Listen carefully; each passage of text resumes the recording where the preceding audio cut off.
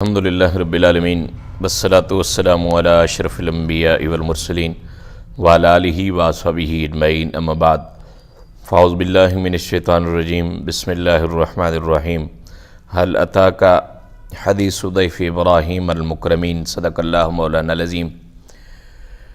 مہمان اور مہمان کی دعوت آج کے دور میں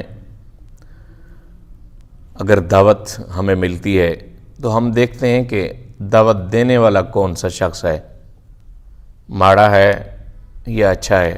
اگر غریب غربا دعوت دینے والا ہو تو ہم اکثر و بیشتر کوئی نہ کوئی بہانہ کر لیتے ہیں، نہیں جاتے اس کی دعوت کے اوپر۔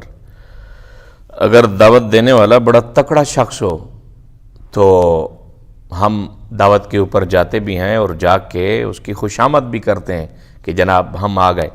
سرکار دو عالم صلی اللہ علیہ وسلم کی عادت مبارکہ تھی، اگر آپ کو کوئی دعوت دیتا تھا تو آپ دعوت کے اوپر لبیک کہتے تھے، ضرور جاتے تھے۔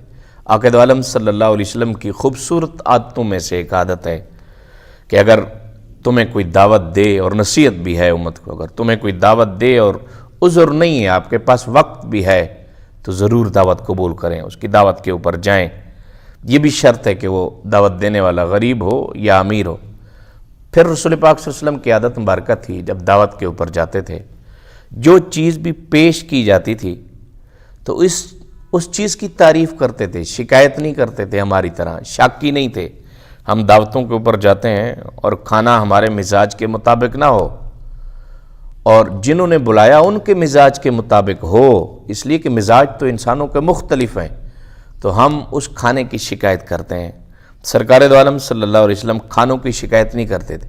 میرے استاد محترم مفتی محمد یعقوب معینی صاحب رحمۃ اللہ تعالیٰ علیہ ایک دعوت کے اوپر گئے، میں بھی ساتھ تھا، تو کھانا مجھے اچھا نہیں لگا، تو استاد جی بہت تعریفیں فرما رہے تھے، تو میں نے واپسی پہ تھوڑا سا پوچھ لیا، میں نے کہا استاد جی کھانا تو اچھا نہیں تھا، آپ نے تعریفیں کیوں کی؟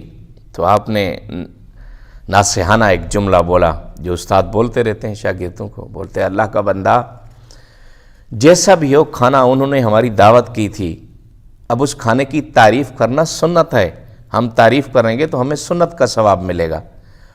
اللہ تعالی ہم سب کو دعوت قبول کرنے کی توفیق عطا فرمائے اور ہر دوست کی دعوت کرنے کی توفیق عطا فرمائے۔ امیروں کی دعوتیں کرتے ہیں، غریبوں کی دعوتیں نہیں کرتے، اور جہاں کھانے کے اوپر جائیں کھانے کی تحقیر نہ کریں۔ اللہ تعالی ہم سب کو عمل کی توفیق عطا فرمائے۔